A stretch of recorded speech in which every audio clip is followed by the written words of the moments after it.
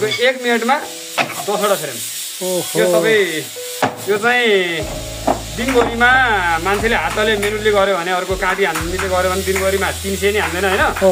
हामीले यसरी हान्यो भने दिनभरिमा 5000 हान्छौँ। धेरै राम्रो 5000 कोरिया प्रविधि हो। यो किल्लाहरू सब कोरियाबाट आउँछ। हजुर यसरी गरेपछि महिनामा हामीले 1000 घार उत्पादन गर्छौँ के। ओहो धेरै राम्रो छ ल सर।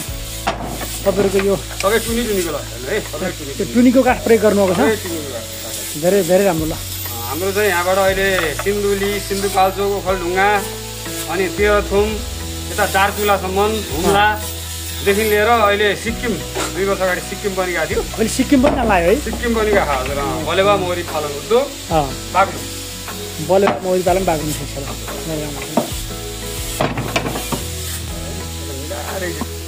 यो तपाईले यो होल बनाउनु रहेछ आइलेटको लागि हजुर। यो चाहिँ हामीले फुली भन्छौँ, आइलेट भन्छ। यो चाहिँ यो यसमा तार कसिन्छ। हजुर यो म हजुरलाई देखाउँछु। यसलाई चाहिँ तार कस्नलाई यो तार अलि नझोलियोस् भनेर काठलाई त काट्छ होइन भएर अनि यो चाहिँ तार नकस्यो चाहिँ झोलियोस् भनेर यसरी यस्तोकै रहोस् भनेर ठिक छ ल। धेरै राम्रो पुगिहाल्यो कि। अनि तार हालेको यो तारको कारण चाहिँ यहाँबाट चाका लगाउँछ। चाका लगाएर चाका अडाउँदै अडाउँदै लिएर जान्छ नत्र त भाँचिन्छ नि त। लिएर हिँड्दाखेरि त्यो भएर अनि यो तार हाल्नु एकदम राम्रो। यो चाहिँ सेराना मौरीको फ्रेम हो। सेराना मौरी हजुर सेरानाको फ्रेम है त।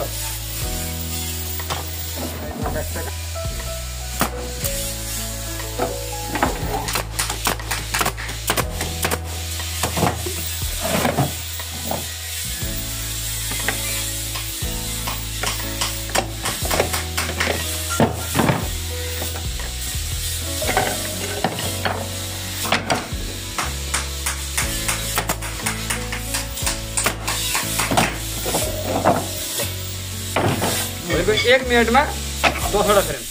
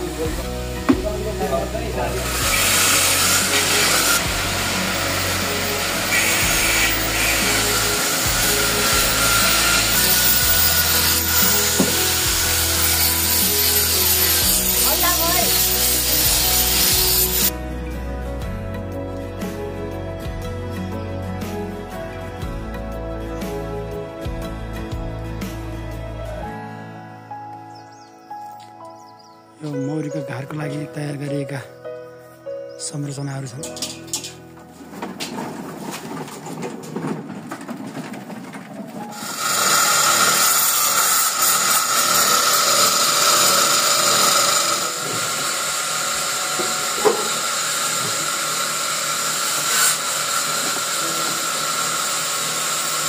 यो बनाइसकेपछि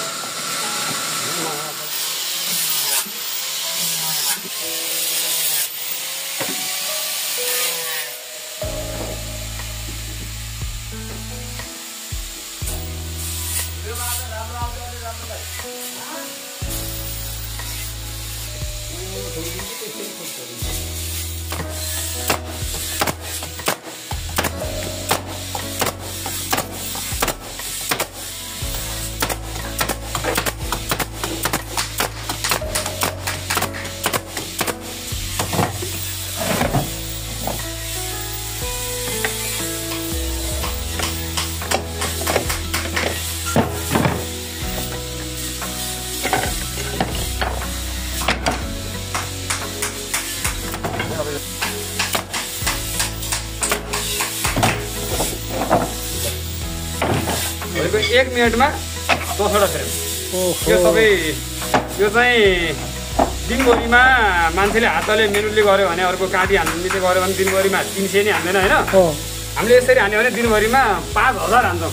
धेरै राम्रो 5,000 कोरियन प्रविधि हो यो किल्लाहरू सब कोरियाबाट आउँछ हजुर यसरी गरेपछि महिनामा हामीले 1,000 घार उत्पादन गर्छौँ कि ओहो धेरै राम्रो छ ल सर तपाईँहरूको यो सबै टुनीको लाग्छ है सबै त्यो टुनीको काठ प्रयोग गर्नुभएको छ टुनीको काठ धेरै धेरै राम्रो ल हाम्रो चाहिँ यहाँबाट अहिले सिन्धुली सिन्धुपाल्चोक ओखलढुङ्गा अनि तेह्रथुम यता दार्चुलासम्म हुम्लादेखि लिएर अहिले सिक्किम 2 वर्ष अगाडि सिक्किम पनि गएको थियो अहिले सिक्किम पनि लाग्यो है सिक्किम पनि गएको हजुर बलेवा मौरी पालन उद्योग बाग्लुङ बलेवा मौरी पालन बाग्लुङ ठिक छ ल धेरै राम्रो छ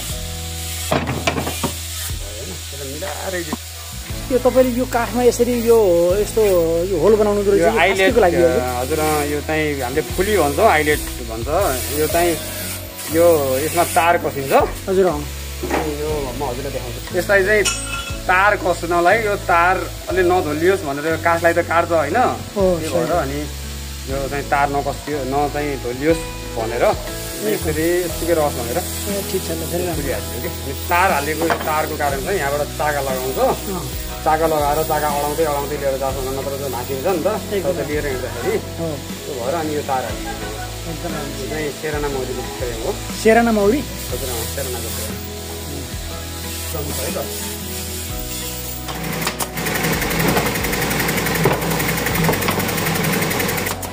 अलि सानो भनेर बुवा होइन क्या बस्नु माथिल्लो डन्डी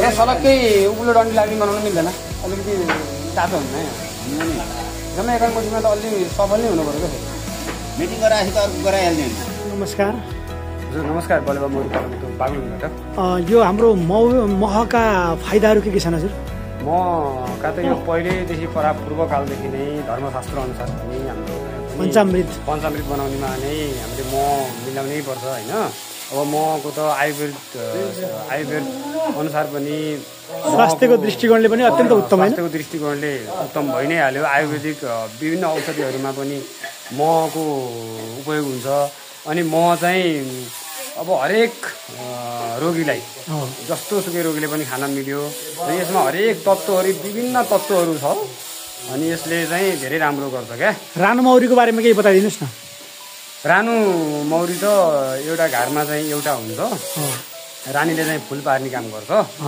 अनि फुल पार्ने र अनि गोलालाई चाहिँ मिलाउने एउटा एक किसिमको एउटा गन्ध छोड्छ अनि रानीले चाहिँ फुल पार्ने गोलालाई चाहिँ मिलाउने काम गर्छ र फुल पार्ने उसको काम भनेको फुल पार्ने अनि वंश चाहिँ आफ्नो चाहिँ सङ्ख्या वृद्धि गर्ने अनि यो कर्मी मौरीहरू हुन्छ नि 3 किसिमको मौरी हुन्छ हुन त अर्को त बिचपाते मौरी पनि भन्छ भन्दै त्यो रानु नभएको बेलामा कर्मीले नै त्यो रानीले खाने साइकटा खाएर अनि आफैले फुल पार्ने किसिमको मौरी पनि हुन्छ अर्को त्यसलाई चाहिँ बिचपाते भन्छ के भन्छ बिचपाते भनेर नि भन्छ क्या बिचपाते हजुर बिचपाते भन्छ त्यो चाहिँ सामान्यतः एक घरमा चाहिँ 3 किसिमको मौरी हुन्छ त्यो चाहिँ अब एउटा चाहिँ कर्मी मौरी भयो अर्को चाहिँ रानी भयो अनि एउटा चाहिँ यो जुन घोर मौरी भाले मौरी भन्छ अनि यो 3 किसिमको हुन्छ कर्मी मौरीको बारेमा हजुरले सोध्नुभयो कर्मी मौरी भनेको चाहिँ यो जन्मे पछाडि उसले पोला लगाउने कामदेखि लिएर बाहिर त्यो घरको सुरक्षा दिने कामदेखि लिएर अनि बाहिर चरनमा गएर पुष्परस पुलनहरू ल्याएर अनि त्यसमा राख्ने पोला लगाउनेदेखि सबै काम चाहिँ कर्मी मौरीको हुन्छ एकदम सफा मौरीको जस्तै महको आयु कति समय हुन्छ महको आयु त कोही ठाउँमा त्यो धेरै 300-400 वर्ष अगाडिको भनेर त्यो ल्याब परीक्षण गर्दाखेरि धेरै पुरानो मह पनि भेटियो भनेर भन्छन् धेरै लामो समय टिक्छ शुद्ध मह टालेर मह भनेपछि त्यति छिटो ड्यामेज हुँदैन लामो समय हुन्छ सुन्नु न यो मौरीको यो घारहरू प्राय यो मौरीले मह हामीहरूले वर्षमा कति पटक निकालिन्छ वर्षमा भन्दा पनि यसको चाहिँ ठाउँ अनुसारको त्यहाँको पुष्परसको स्रोत बाहिरको फुलको स्रोत अहिले चाहिँ हाम्रो ठाउँमा पयौँ फुलिरहेछ ज्यानो फुलिरहेछ तोरी पनि फुलिरहेछ यो चाहिँ अब यति बेला कात्तिक मङ्सिरको चरण भयो त्यसपछि पुसमा खासै त्यति हुन्न अनि माघबाट फेरि तोरीको हुन्छ अनि गर्दै गर्दै जङ्गलमा रुचिलो हुन्छ अहिले चिउरी यति बेला चिउरी पनि असोजबाट फुल्यो फेरि त्यो चिउरी पनि ठाउँ अनुसार जस्तै अब प्युठान पाल्पा जाजरकोट साइडतिर चाहिँ अहिले फुलिसक्यो हाम्रो ठाउँमा पनि चिउरी फुलिरहेको भने अब चितवनको मकवानपुर साइडतिर चाहिँ त्यो लगभग हजुरको अलि पछाडितिर फुल्छ त्यही पनि। कुन बाली नालीबाट सबैभन्दा उत्कृष्ट मह हुन्छ? म आफैमा उत्कृष्ट हो र पनि मान्छेले अब कसैलाई कुन स्वाद मनपर्छ कसैलाई कुन स्वाद मनपर्छ। अब यसैमा पनि अब तोरीको मह चाहिँ अलिक गलकुसको मात्रा पनि हुनाले अलिक छिटो जम्छ। खासै यो सिरानाको भन्दा नि मेलिफेरातिरको अब अलिक बढी छिटो जम्छ। अनि यो पहेँलको पनि अनि अलि यो रुदिलो जङ्गलमा हजुरहरूलाई रुदिलो थाहा होला, रुदिलो स्रोतको मह चाहिँ अलि उपयुक्त मान्छन्। रुदिलोकोले चाहिँ निमोनिया दम यस्तो यस्तो कुराहरूको लागि चाहिँ भनेपछि मौरी घारको आसपास वरिपरि रुदिलो खेती गर्दा अत्यन्त राम्रो हुन्छ। रुदिलो खेती भन्दा पनि त जङ्गलमा हुने कुरा हो। जङ्गलतिर बढी भइरहेको रुदिलो भइरहेको ठाउँमा चाहिँ मौरीलाई चरणमा राख्दाखेरि राम्रो हुन्छ।